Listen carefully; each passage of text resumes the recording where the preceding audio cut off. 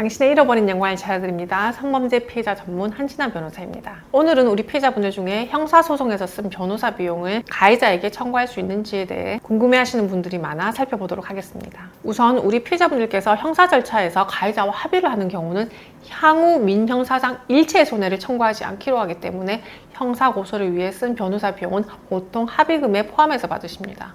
따라서 형사소송에서 쓴 변호사 비용을 별도로 청구하는 경우는 합의가 성립되지 않아서 피해자께서 민사손해배상 소송을 제기하시는 경우가 될 텐데요. 기본적으로 민사손해배상 소송을 제기할 때 가해자에게 청구하는 손해는 적극적 손해, 소극적 손해, 정신적 손해로 나누어 생각할 수 있습니다. 이 손해 3분서를 간단히 설명드리면 적극적 손해는 사건으로 인해 지출한 비용, 예를 들어 치료비 같은 경우를 생각할 수 있고, 소극적 손해는 사건이 발생하지 않았다면 장래에 얻을 수 있었던 기회비용의 상실, 예를 들어 휴직을 하게 돼서 받지 못한 급여 상당을 생각할 수 있습니다. 마지막으로 정신적 손해는 사건으로 인해 겪은 정신적 고통에 따른 위자료를 생각하시면 되겠습니다.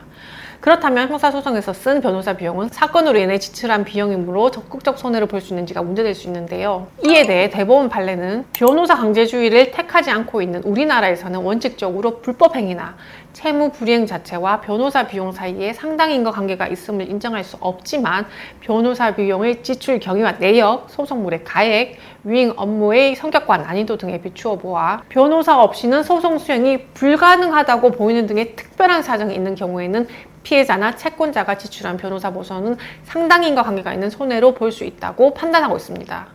쉽게 설명을 드리면 원칙적으로 형사소송에서 지출한 변호사 비용은 손해배상 청구 대상이 되지 않는다는 것이 대법원 기본 입장입니다. 다만 변호사 없이 피해자 혼자서 소송 수행이 어려운 특수한 사정이 있는 경우는 변호사 비용을 손해배상 청구 대상으로 포함하겠다는 입장인데요. 그렇다면 구체적으로 피해자 혼자서 소송 수행이 어려운 경우라면 언제일까요?